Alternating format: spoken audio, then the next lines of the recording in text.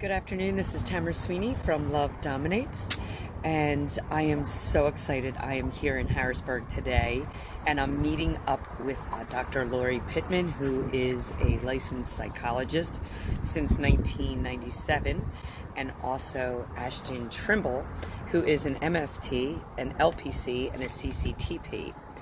But I have been looking for good doctors that have the same message as Love Dominates. And it's taken me years to find someone. But I really feel that this is a good connection that will be able to help your alienated children, alienated adults. I will let them tell their stories. I'll let them tell you their credentials and how they are doing therapy currently. It is amazing, and I think you'll like it. And actually, it's inexpensive. And I might even start a program to sponsor children so that if you cannot afford the therapy, that we can get other people to sponsor a child to be able to pay for that. I mean, this is great news. This is great news. Anyway, we both have the same message of doing what's in the best interest of the child, unlike the courts. And we also are sending a message of love, honesty, integrity, forgiveness, loyalty, and a lot more. All right, so stay continued because this is exciting news, and I'm going to be interviewing them both tonight and adding their profiles to Love Dominates website, and we are going to move forward. So help me in welcoming Dr. Lori Pittman, Ashton Trimble. Love Dominates. Choose love in everything you do. Choose compassion over judgment. Hello, this is Tamara Sweeney from Love Dominates, and I have an exciting news. I have teamed up with Dr. Lori Pittman and Ashton Trimble. Am I saying that right? Trimble? Yeah, Trimble. Trimble. Yeah. Mm-hmm. And we are coming together. We're uniting as a team, and I have been looking for the perfect psychologist, parent alienation experts, and I'm going to have Ashton explain her own personal story, which will also help the targeted parent and the alienated child. But I'm excited today because we are bringing them on board. They are going to be a big asset to Love Dominates, and I'm going to actually have these doctors go over their credentials and explain their therapy. So go ahead, Lori, why don't you start? Okay, I am a licensed psychologist. I've been licensed since 1997. I've been a therapist since 1990, and I've done a lot of forensic work. Things like psychological evals, custody evaluations, and I well understand the contentious environment that often parents are coming forward and feeling confused, feeling as though their voice is not being heard adequately. And so what I do is try to tease out what is the most important aspect, which actually is the child. Because often as a parent, you know that you are trying to champion the child's interest, and it seems as though there is a block to what you really want, which is the health and well-being of the child. Mm-hmm. Why don't you explain a little bit more detail what your experience is? I know you do trauma, you're doing the forensic evaluations. I have had in history training in being a sexual offender treatment specialist. I've also had certification in trauma, as well as post-traumatic stress disorder and child sexual abuse. Yes, and this is huge because the targeted parent immediately, well, I feel in my own opinion, goes through PTSD right away. You don't even realize you're in it, but if you weren't in it, then you wouldn't be normal. But go ahead, Ashton, why don't you tell us about your history? Sure. So I am a marital family therapist, a licensed professional counselor, and I am a certified clinical trauma professional.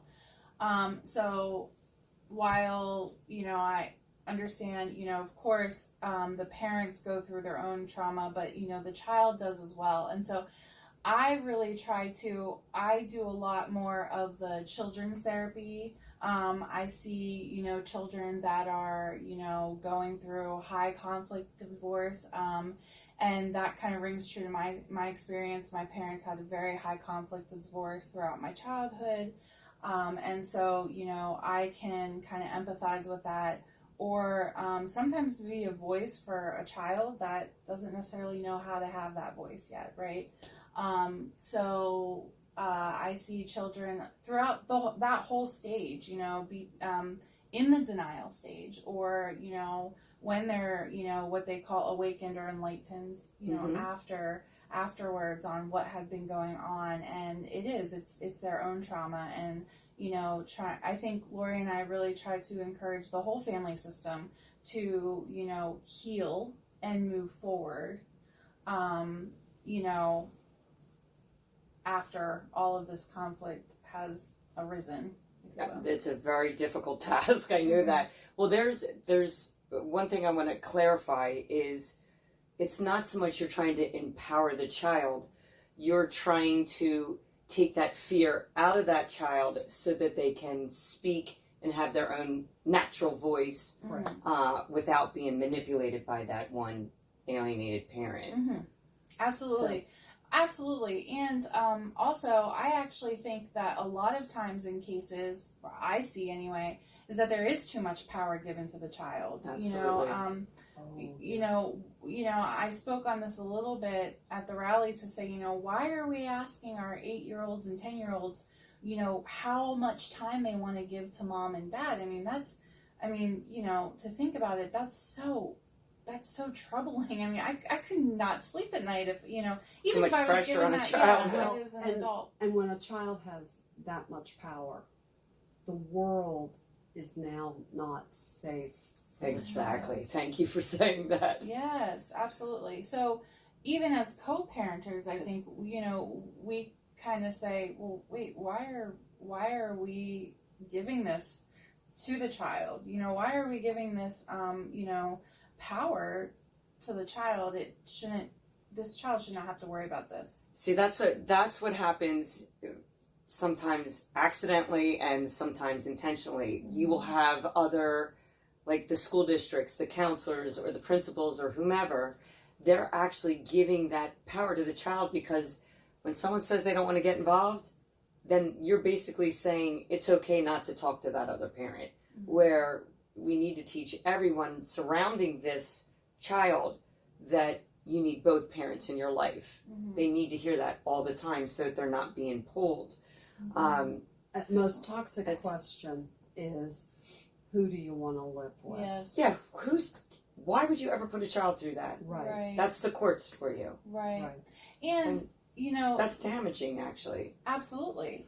Because one half of them is their mother and one half of them is their father, and you're actually asking them to disconnect from one half of themselves in order to choose who you want to live with.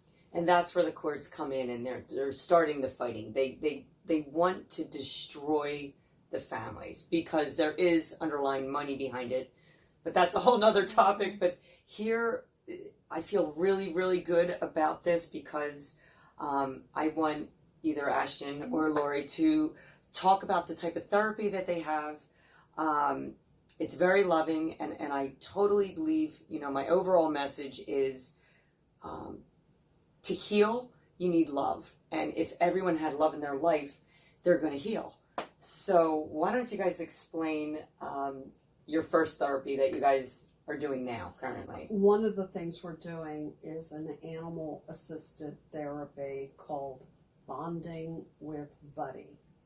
And Buddy is a rescued horse who has had his own story of trauma.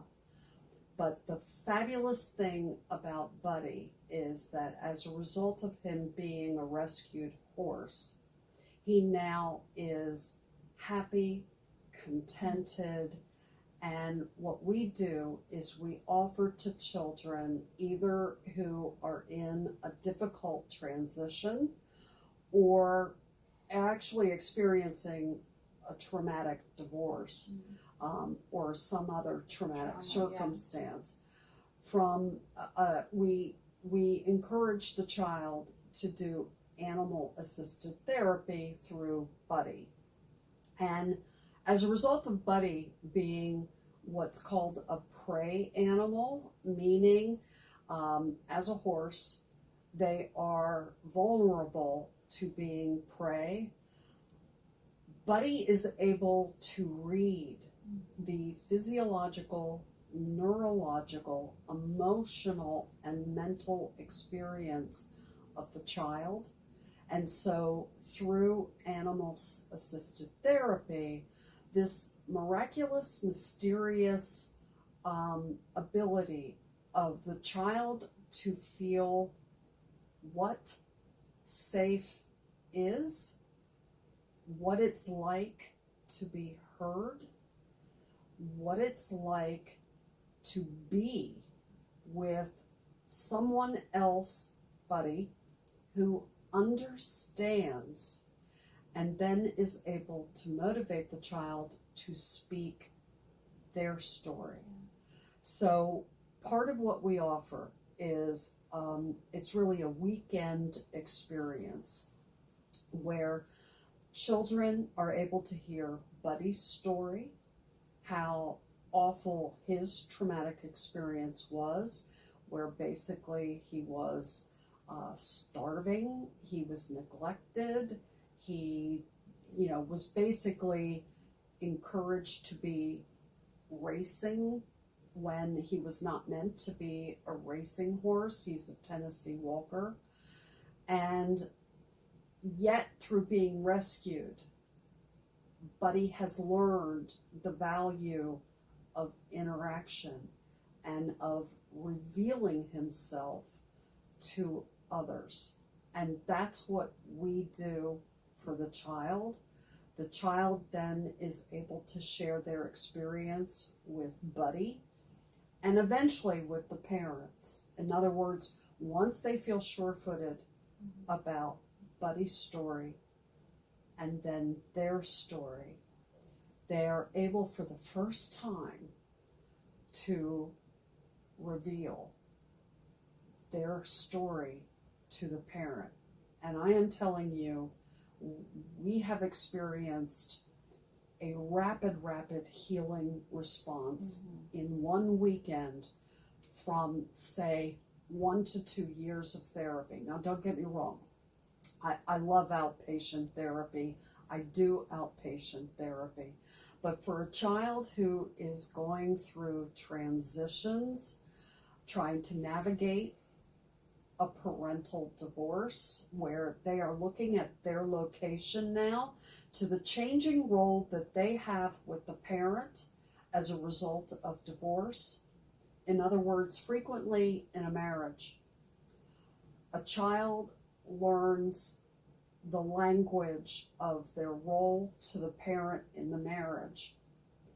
But through divorce, it dramatically changes. In other words, a caregiver who is now a single parent, or even a parent who is doing 50-50 custody, they not only are the nurturer, they're now the discipliner. They're now trying to help their child mentally and emotionally navigate school, whereas in the marriage they may not have dealt with school. They may have delegated that to the other parent. This helps children to see where their location is, both in history as well as in their current circumstance, and where they would like to go in the future. So it is, I feel honored to be a part of helping children, helping parents, helping a family to understand that just because there's a divorce does not mean the end of the family unit. And that is extremely important. And our culture has a tendency to not understand that. But bonding with Buddy helps children and parents to suddenly see that in a way they normally would not. That's incredible. I mean, I'm going to have you guys maybe go in depth a little bit more about the sessions, how you actually, do you sit down the children all in one group and you talk about a story and then you bring them in to touch the horse? Like, is it through touch that Sure. the horse can feel? I mean, how does it work? So we have 3 different sessions, right? So when we say weekend, it's not staying there. Exactly. You know, it's broken down into like 3 or 4 hours, Friday, Saturday, and Sunday. And Friday, what we do is kind of like even in therapy a little bit, self-disclosure a little is healthy, right? Why would we expect these kids going through such a traumatic experience to share when nobody shared with them, right? And so kind of modeling vulnerability, we, and not actually us, Buddy's best friend, Dawn, which is the founder of Hooves and Healing, which is who we partner with to do this. So you also have them on site. You have 2 people on site that are professionals with Well, she's horses. a handler. yeah, she's a a handler. horse So handler. we consider her professional, but she Sure. doesn't have. Right, Yeah. right. So Okay. she's the horse handler. So she is the one that, you know, I mean, she works with Buddy every day. You know, she's with Buddy all the time. And so Buddy has, or Dawn has actually earned Buddy's trust. And so Miss Dawn then is the one that shares Buddy's story. And so we all talk about Buddy's story and maybe even just start asking on Friday, you know, how, you know, are there any similarities? Are there any differences, Yeah, right? see, that's great. Right. And so then Saturday, we really start the process of sharing their story. And we do that in different ways. We do it in allowing them to paint story stones. So different symbols that they want to put in their story. We actually have blank books for them to write their story, you know, through painting. And then during this process, each And kid... that's as a group. Right, sure, Right. that's as a group. Right. And then each kid then during that process gets to have their own time with Buddy to start working on sharing parts So of they get their excited story. to be with them. I'm Yes, sure. and I'm sure. and the way we have seen Buddy even react to these kids have been just amazing. Right. And he our first group we had, he was different with every single kid. You know, and that involves, you know, they're allowed to groom Buddy. You know, they've fed him treats. He loves dandelions, so they've been able to, you know, feed him treats, and talk. And then Dawn is able. There's always the horse handler, Buddy, one of us, Right. and the child. And so Dawn is able to read Buddy's language to say, you know, Buddy, you know, did you notice Buddy giving you a horse hug? What do you think that means, or what have you? And then we will feed off of that. And then at the end on Sunday, This is awesome Yeah. because you are giving the child an excuse. You're in a room so they don't feel isolated. All these other kids have similar situations, and the book, I think, is amazing. Now, I don't know, do you guys allow them to keep that book there? They don't take it home, it's private, or is that something that eventually you'll show the parents so they can say, this is your Sure. child's story? So Friday and Saturday we keep the books, Mhm. okay, and then on Sunday, at the end of Sunday's session, which is the closing of the weekend, we invite the family, and the family they kind of do a rotation. One station is they take their parents and they introduce Buddy and tell them Buddy's story, and if they want to go into further detail on how Buddy's story maybe coincides or compares to theirs. And we inform the parents ahead of time that it will be, the child who determines how much or how little they want to share with the parent. Sure. So they understand Absolutely. that from the get-go. Because That's great. we That's have great. had all spectrums. We have had one that said I would like not to share any of my book and has not opened the book, and that is okay. And then we have had others that parents have said, we've never known this. We've never known that Right. they've felt this way.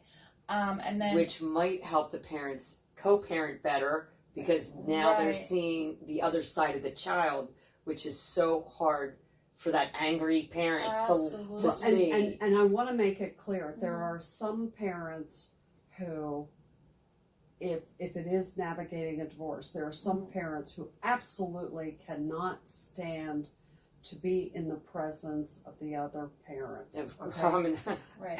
And so the child shares their story and Buddy's story separately to each parent. In Oh, other wow. words, we as therapists do not dictate that they absolutely have to be side by side. Right. In other words, sometimes you have to take a Mhm. baby step. Mhm. Sometimes it isn't healthy for two parents to be side Mhm. by side. But they both are hearing Buddy's story and the child's story. They each get the The opportunity. Right. And to be honest, it's interesting because it's sometimes enlightening to see how that story may change, right? Depending on The parent. which parent they're with. And that's therapeutic It's- too for Yep. us to use. And then the other stations that they do with the parents are, we encourage them to share their story stones if they'd like, but then ask their parents to paint a story stone as well, to include, right? So That's great. yeah, so the family does a story stone together, and then the family does a sand art, and each color represents something in their story. And I mean, it's great. I mean, last The time, feelings. yeah, of the their feelings story. of their story. And last time, oh my gosh, we just have amazing kids that one of them mixed like 3 colors Uh-huh. and said, "This means confusion to me." Right. I mean, it was. I mean, they That's were great. beautiful. They Well, were there's your beautiful. confusion. Mom says yes, dad says no, or vice versa. You know what I mean? They're Mhm. getting mixed And signals yet from. neither parent is defensive. It's Right. amazing Right. how this whole experience sort of strips away the anger. the defensiveness Oh, and good. the rancor, and because they are suddenly hearing the child. Mhm. hmm Mhm. And that reflects back on them. Sometimes this helps to put the parent in touch with their own maybe prior experience with transition, their own experience with trauma. hmm And that in and of itself can be incredibly healing, because sometimes parents didn't know that's what that was. Exactly. That's usually the underlining factor of the one parent that's being impossible to deal with. They don't even realize that they might have had a childhood trauma or Mhm. something, and it comes out. So maybe the child is helping the parent at that point Mhm. to let it go and be free of whatever that trauma may have been. But why don't you go ahead and continue on this? I mean, Yeah.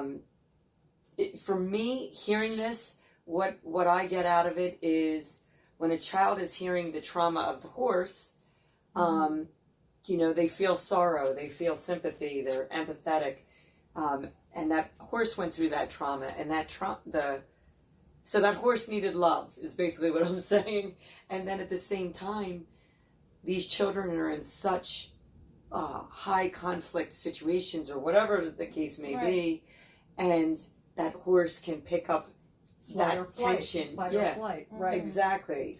Right, which has happened where, Buddy can sense when a kid is in maybe a flight mode and guarded. And so, there, has been kids that, hasn't been the most comfortable, right, being with a horse, and Buddy will give them that space until until finally, I think one time They we get rid of that fear. had, yeah, Yes. and then it's amazing the change, and even And when a Buddy- child is in that, I'm sorry. No, go ahead.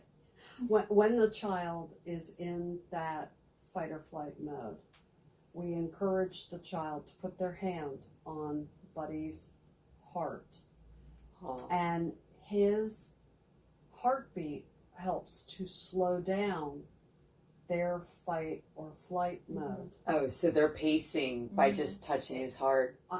I'm telling you, it is amazing to see a child that has been sort of like bouncing off the walls to suddenly becoming calm and centered, That's great. and suddenly they can feel what calm feels like.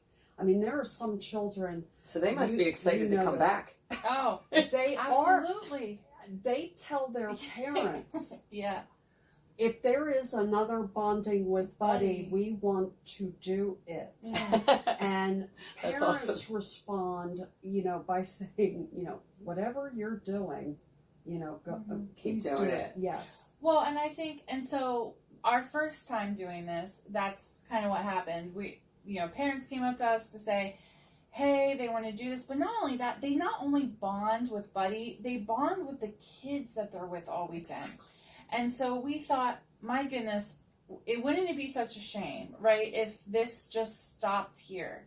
So the initial one that we did, we now are seeing the kids monthly here at the office. Right. And so they have created their own little, I think they even called it a play tribe. group or a Right? They call it tribe. a tribe. I mean, to say, let's support each other. Let's continue our stories in this safe zone. We emphasize that, a lot. And so, I mean, that's That's actually really good to name. Not to Yeah, cut you off, no. a tribe name, because Mhm. now, you make that tribe name a very safe name or a loving name, Right. and now they're connected. So even when the kid goes home Mhm. and it's in a bad environment, he feels can talk connected. himself into, I need to get into the tribe. Yes. Get my mind into the tribe, even if his friends aren't around. Right. So that's Yeah. Right. that's really amazing. And so that's what's good. hopeful about bonding with Buddy is, I think our intention is to do that with every initial one, to kind of say this doesn't stop in this intensive weekend, this continues, and there's Even after you're done with bonding with Buddy. right. And you And did it's- say, I don't think you mentioned how many kids that you can take in Mhm. one weekend. So it's Sure. not the whole weekend like sleepover camp. It's No. 3 hours each day, Correct. and parents drop the kids off and whatever. Mm-hmm. And so we can do 10 kids in each group. That's what we felt, and As the Dawn max, thought yeah. as the max for Buddy and what have you. But we can actually do 2 groups in a weekend. Mhm. So technically, we can do 20. Oh, so a morning and an afternoon Morning group. and an afternoon Got group. it. Mhm. Got it. That sounds So awesome. we can book 20 for a And- weekend. And may I just add, one of the unique things about bonding with Buddy is that it does not impact whether the child is on the spectrum, Mhm. whether the Mhm. child is academically gifted. Mhm. They bond as a group, Mhm. and Mhm. that can be an absolutely healing impact on a child who has felt as though they are the misfit, Sure. Mhm. say, Sure. in the school district. And not because, I'm not saying the school district would be doing anything wrong, but because Buddy is the unifying Mhm. element, they are able to connect in a way that they don't feel competition, they don't feel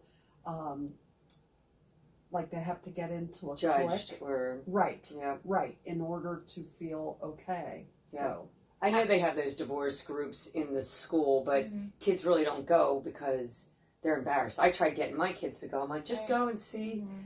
what you might learn. You know what I mean? But they wouldn't even go. Mm-hmm. So this is different because you're bringing an animal into it, Right. and Yeah. Well, and I'm sorry. No, it's okay. I was gonna say they're not even It's- pressured to share their story with anyone else. I mean, we didn't pressure them. I mean, they, you know, sure, they're working on their stories in a group, but it's individual as well, Sure. right? So, but what was fascinating is just there was just so much vulnerability going on that they felt safe to share, and there was no judgment. And at the end, we started asking each kid, you know, what about Buddy being here, right, was the difference? And there was an underlying theme of hope. Buddy oh my gosh, gave us hope, like knowing Buddy's story, and now how trusting he is of human beings, even though, you know, human beings have betrayed and abused him. How trusting he is and how loving and compassionate he is.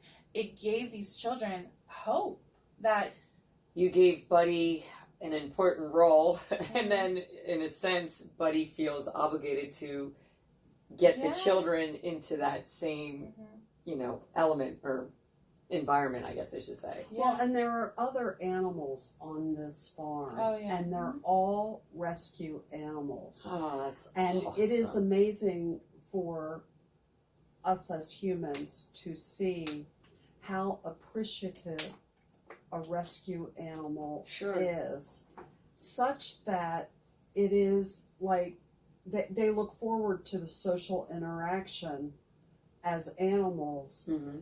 to the group. Mm-hmm.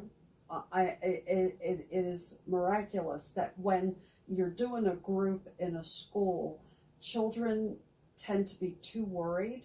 Either they are trying to exaggerate their story to impress Yeah. the peer, or they're afraid to share their story with other peers. Buddy helps to sort of strip away any of that worry and concern. He reads I think that's incredible. children physiologically. Sometimes Buddy would prance to go see a particular child, but if another child was very needed to have a wall up for whatever reasons, Buddy accepts that and embraces that.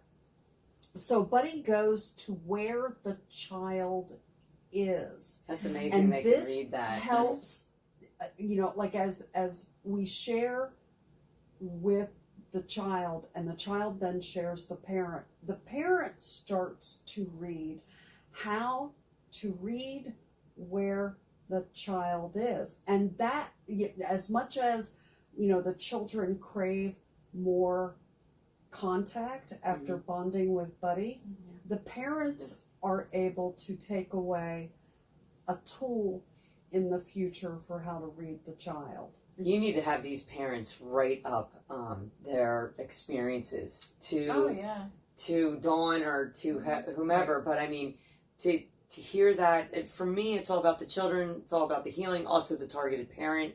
But we also have some more exciting programs, which I want you guys to dive into. Your two programs of Direct and Loyalty, which I absolutely love. So go ahead and expand on those, because it's just more than this. This is, by the way, we didn't offer the dates. July 19th, 20th, and 21st. There's still openings for Buddy. So how many? 10 more openings? Was it? Yeah, there's about 10 more openings, I think. And, you know, the contact information is on. I'm going to put it the right on pamphlet. this. Yep. Sure, yeah. So yeah, there's still more. And the great thing about that, and I don't know if there's any more sponsored slots available, but the great thing too is we're actually getting professionals and people that believe in this so much that are like, hey, we want to sponsor a child. So, you know, family members and friends and even professionals that we've worked with have heard about, you know, the program and how, you know, beneficial it was. And so they're like, you know, hey, if there's and that a wasn't child, from us. no, not Yeah, at all. no. Right. And so they're like, if there's a child that can benefit from this but doesn't necessarily have the funds, we would like to, you know, pay their way. So again, you know, who knows if there's more sponsors that, you know, Right. come out or what have you. But that's a great opportunity as well, and that might be available, but not. Well, I We know really if we meaning Love Dominates, if we get donations into Love Dominates, absolutely, I would be all for that. Like, We would Sure. love you know, to Yeah. never turn away a child. Yeah, absolutely, And parents. Right. absolutely, right. and it's very, it's not what you think. It's very inexpensive, but we won't do prices on this. Right. But why don't you guys go ahead and talk about direct and loyalty and Sure. So we have, you know, this is a baby right now. I'd say that, you know, we want to do workshops and seminars and, but you know, this concept of a lot of times when you see kids that are in the middle of high conflict divorces of any kind, right? Whether there's alienation or just truly this high conflict divorce, they're being taught these communication styles, passive aggressiveness, sometimes aggressive, even passive. Not many times are these children taught the healthy, assertive way of communicating. So, you know, we kind of wanted to broaden that. And we also talked about kind of having a podium that is useful to any child, whether it is a child of alienation or not. So we came up with Dare to be Direct. And direct stands for being, now I'm going to blank. it's I think it was What's the decisive. D? Oh, decisive. That's the one. Yeah. Decisive, of integrity, real, empathetic, compassionate, and truthful. So as Tamara and I talked, you know, while it is important for these kids to be very truthful and have their own truth, also not taking that entitlement piece with it, right? Right. So that's where, you know, the compassion, the empathy comes in, you know, but yet being decisive rather than passive aggressive. So kind of doing this podium and teaching them these communication styles to go out in the world, but then dare them to do that and take that and kind of make it a movement, God, if you will. Right. I can't even tell you how refreshing it is to talk to you because I have been through therapists with my children, and it was they gave the child the upper hand, so they filled that entitlement, you know. So in other words, they're agreeing with this. So mainly in these broken families, you don't have the parents co-parenting. Right. So you'll have like the one parent's giving the child the power up Yes. here. So you have the child up here. You have the other parent that is aligned, and then the other parent at the It's bottom. isolated. Right, and they undermine that parent. And what you're teaching that child is, you're teaching them to be a bully or passive aggressive or something in the future. So And to not know their own truth. exactly, Because they become so involved Mhm.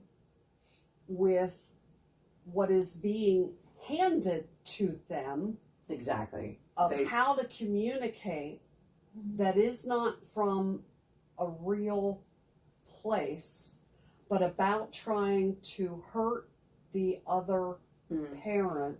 And feel the child. I mean, that for the child must be the hardest thing going, you know, because that child is in fear to disappoint Yes. that parent, that Yes. aligned parent. And at the same, and you can correct me if I'm wrong, but in the situations that I see is, even though the parent's like, oh, this is their decision, I haven't told them that, you know, but they Exactly. played the victim, they made it so that it's the child saying this, but in reality, that alienator created that fear. So, and that child is just looking for love from that parent, Right. but will keep going back and attaching to that parent because they want to find love, but you'll never receive that love from that parent because they're using the child as a weapon. Because it's It's- conditional. yes. It's conditional Conditional love. compared to unconditional. And the children And do that's- not want that power as much as they are saying in the court system to their therapist, Mhm. you know, by the way, I don't want to see him anymore, or by the way, you know, they don't want that power. Because Actually, the world here's- is not safe then. Wait, here's an Yeah. actual break, and I'm going to break in on this. Ashton actually was a child of parental alienation, and I commend her because, go ahead, I'll let you finish. Well, How I you like treat to your use, parents now. I like to use high conflict. The divorce of my parents was very high conflict.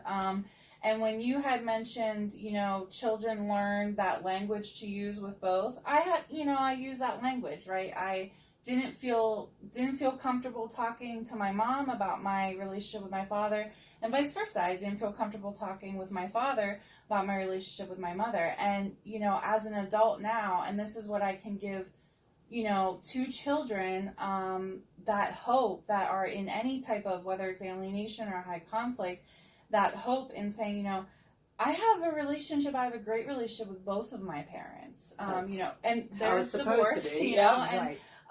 But I have a great relationship. I'm so close to my father. I'm so close to my mother. I have a stepmother that I absolutely love. I have siblings on both sides. They are both always at my children's birthdays. And when I share that, their jaws drop. Yeah, They can't imagine, right? Like mom and dad in the same setting other than a courthouse. Are you kidding me, right? But and don't get me wrong, that took years, decades, but yeah, I agree, because that message of love dominates, right? Is that we're not trying to teach the child to then alienate the alienator. Right. That is never healthy. It's never healthy. No, because a child naturally loves both parents. Right. They naturally love both parents. So, they're taught to hate. Mm-hmm. So that one parent taught them to hate. And you just got to kind of remove that hate and then do exactly what you said, is you have to have boundaries now with maybe the alienator, but bring yourself back in with that unconditional loving parent. Right. And So, you do that through helping the child learn what healthy communication is. sure. Mm-hmm. Because with healthy Direct. communication, Mm-hmm. Yeah. the child is able to speak the truth of their experience in navigating divorce without disrespecting either parent. There you go. Key word. And when they have that,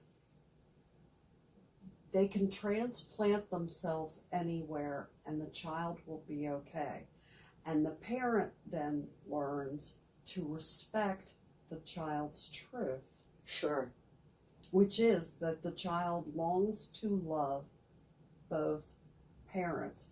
Because if the child learns to love both parents, the child is whole. Because one half of them is their mother and one half of them is their father. Mm-hmm. See, I always think, for me, this is the easier way. Like, if everyone just became vulnerable, got rid of their fear of insecurity, fear of shame, fear of guilt, and everyone just took that pink elephant right out of the room. I mean, and you just sat there and talked honestly, and no one's judging, and you really have empathy in your heart, then it's easier to heal than never really knowing the truth and dancing around the truth. That makes it more difficult. So I think what you're teaching is good, because, I mean, when I grew up, if I disrespected a coach, a parent, a grandparent, you know what I mean? God, I was scared to go home. I had the fear my parents were going to hear about it. But these kids don't. And the problem is with, and God bless them, how our parents did it. Yeah. Was that the child did not learn the boundaries of healthy communication. They just learned, okay, I can't do this anymore because fire is going to be rained down on me. Yep. What we do is we help the child learn in communication how to respectfully set boundaries and to know what the boundaries for them are when they are talking, whether it is about divorce, needs. Children often have different needs depending on the household that they go to. So even things as reductionistic and simplistic as food can be very, very overwhelming a child if in one household we're vegan and in another we're eating Sure it is. sausage and bacon, Sure it is. you know? And so, That's when the parents have to somehow connect and, you know, and grow up. It's what time we to just do- make a decision for what's best for the child. is help the child learn how to communicate Yeah. that maybe there's something common, whether it's food, whether it's school, you know, academics, homework, whatever, that could be in common with one household as well as the There you other. go. So that where the differences are, I didn't No, know that. go ahead. Yeah, you're Where the differences are, they can appreciate and value, but there is a reason why Linus carried the blanket, Yeah. okay, in Charlie Brown. The blanket was a transitional object, and part of communication is helping the child have that transitional object, communication-wise, whether with mom or whether with dad, whether with mom, another mom, whether Yeah. with dad, another dad. I mean, it's a lot for a child just to pack and move from house to house. But this program, so they have the direct program, and then that carries over to your loyalty program. So why don't you? Sure. So another part of, I would say, that workshop or program is to show kids the awareness of what loyalty conflicts are, right? So, I mean, I like that word more. Like, there's a loyalty conflict in any high conflict divorce, right? A child is kind of pushed into a loyalty conflict between mom and dad, whether unintentionally or intentionally, and it's not where a child should be. But to even kind of put that on a bigger scheme, we as humans are put in loyalty conflicts often. You know, kids can get from this message on if there's maybe an unpopular kid that's really nice and they'd love to be friends with that kid, right? But that popular group that has accepted this child doesn't really promote that. You know, you're stuck in a loyalty conflict in between those, you know, or if, you know, this person's, you know, belief system maybe kind of coincides or, you know, isn't parallel to their parents or their, you know, family's traditional beliefs. They're stuck in a loyalty conflict. And so kind of showing these kids what a loyalty conflict is, because like I think a lot of times they don't know. Right, like Dr. Pittman said, a lot of times these children just play the role because they don't know, you know, They're don't in know. survival mode. Exactly. They're just going with the flow for Exactly. survival mode. And then how we can kind of allow them to utilize the tools that we've just hopefully given to them with this direct program, and how to utilize that to get themselves out of a loyalty conflict. And it might just simply be